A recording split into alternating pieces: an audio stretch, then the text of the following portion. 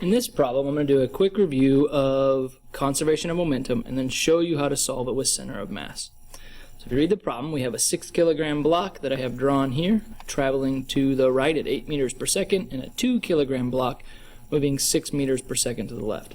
As a result, both blocks bounce apart, and it says if the collision is elastic and occurs in one dimension, how fast and in which direction are the blocks moving after they hit? Well, let's start with conservation of momentum.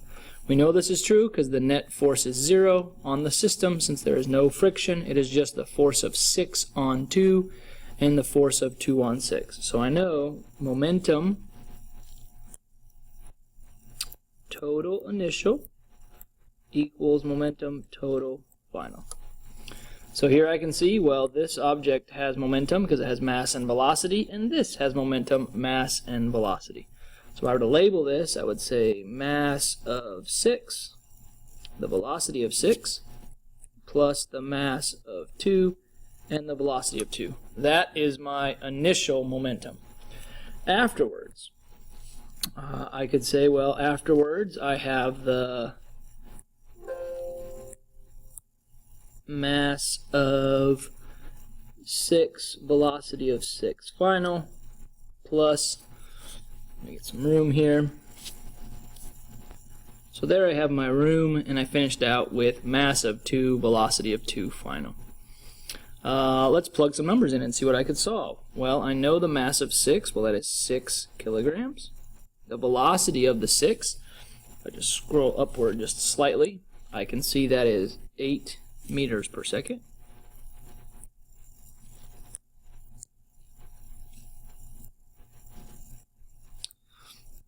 Plus mass of 2, well, that's 2, that's pretty easy. Now on this one I got to make sure I put in the negative 6 here.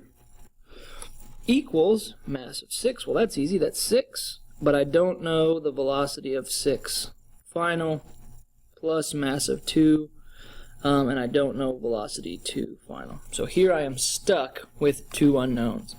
Well, this is something we also did not have time to go over before our final. And so what we can see here is it talks about it's an elastic collision. Anytime you see elastic, that means kinetic energy is conserved. You'll be learning about kinetic energy this unit.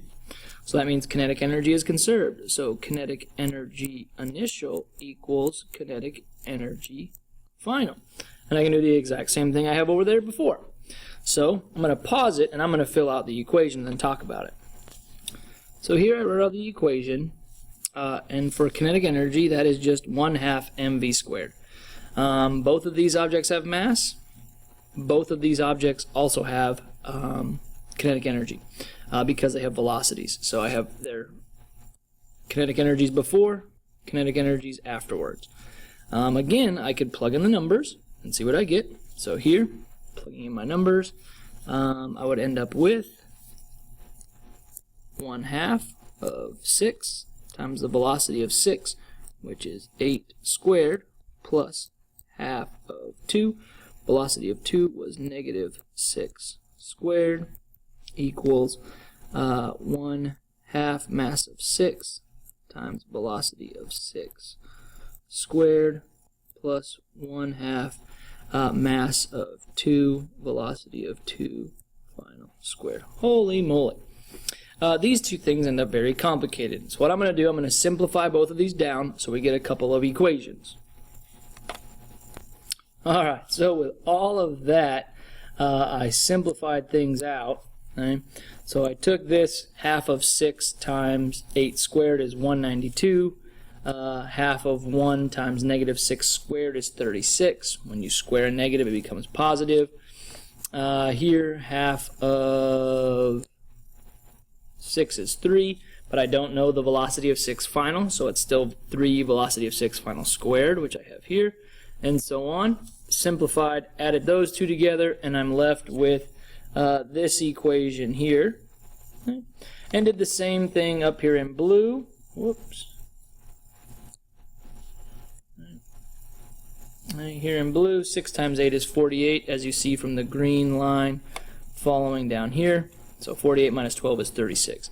So I'm left here with 2 equations, okay, and 2 unknowns. So what I want you guys to do is try and solve this thing this method. So there's essentially two methods you can do.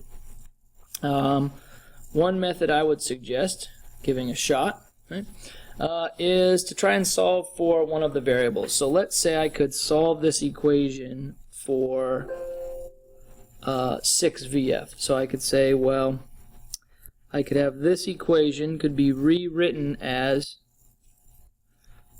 36 minus 2V2 final equals 6V6 final. Okay? So then what I could do here is I could solve for this even more. So then I could divide this by 6, divide this by 6, and divide this by 6. So I'm left with V6 final equals 6 minus, I believe that is 1/3 V2F. Okay? Then you can take this and plug it in right here. Now be careful because you're going to have to square this entire term. Okay? Then you have to FOIL, so hopefully remember that. So give that one a shot, see what answers you come up with. It's great to practice your algebra, so you can do those things. But now I'm going to show you another way how to solve that problem. And we'll see if you get the same answer for them both ways. So the other method to solve this problem is to solve it in the center of mass reference frame. Why is this useful? Well, if we solve it in this reference frame, the total momentum is not 0. Now, right now my total momentum for this problem, my momentum total from just a stationary observer. I'm watching these two blocks collide. So a stationary observer has momentum of 6 times 8, so that's 48. Okay? And 2 times 6, so that is negative 12.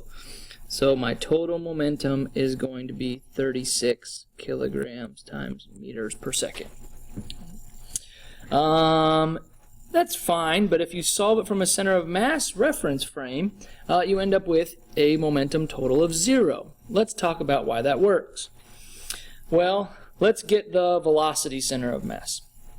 So if I do this, the momentum total, or we know the velocity center of mass equals momentum total over mass total. So we just solved this. This is 36 divided by mass total, which is not 6, which is 8.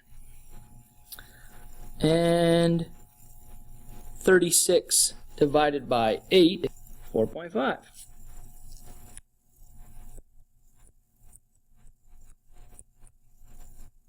So I don't know if we've done a lot with reference frames, but really what's happening is we have the total mass of the center of mass, which is 8 kilograms, moving this way at 4.5 meters per second.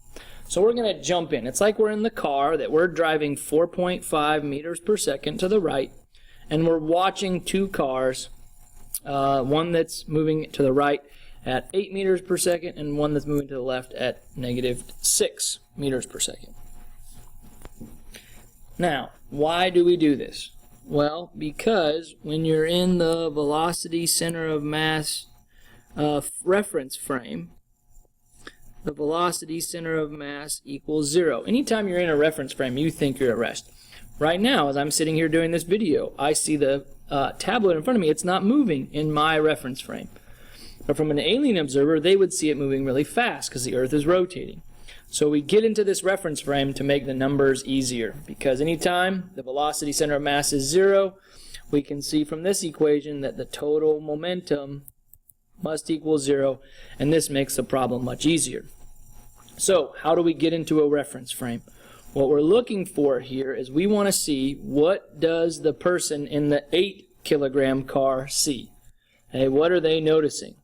Well, if I'm moving to the right at 4.5 and there's another car moving to the right at 8, how fast do I see it going? Well, in that new reference frame, the 6 car only looks like it's moving at 3.5 meters per second to the right, because compared to the 4.5, it's only 3.5 faster. Remember, we're assuming that the 4.5 thinks it's stationary, so it sees this other car moving at 3.5. The one that's a little tricky is the one that's going the opposite direction. If I'm moving to the right at 4.5, which we saw here, okay, and this is going to the left at -6, okay, it's going to look like after 1 second there's going to be a huge separation, actually 10.5 meters. So that's how fast in that reference frame we see the two moving. It's moving this direction at -10.5 meters per second. Alright, so now we're in this reference frame. What was the point? Oh yeah, total momentum is 0. And if you notice, 6 times 3.5 plus 2 times -10.5, if you added all of those up, so 6 times 3.5, that's the momentum of the first one, plus 2 times -10.5, that has to equal 0 for this to be true. And so I know that's true.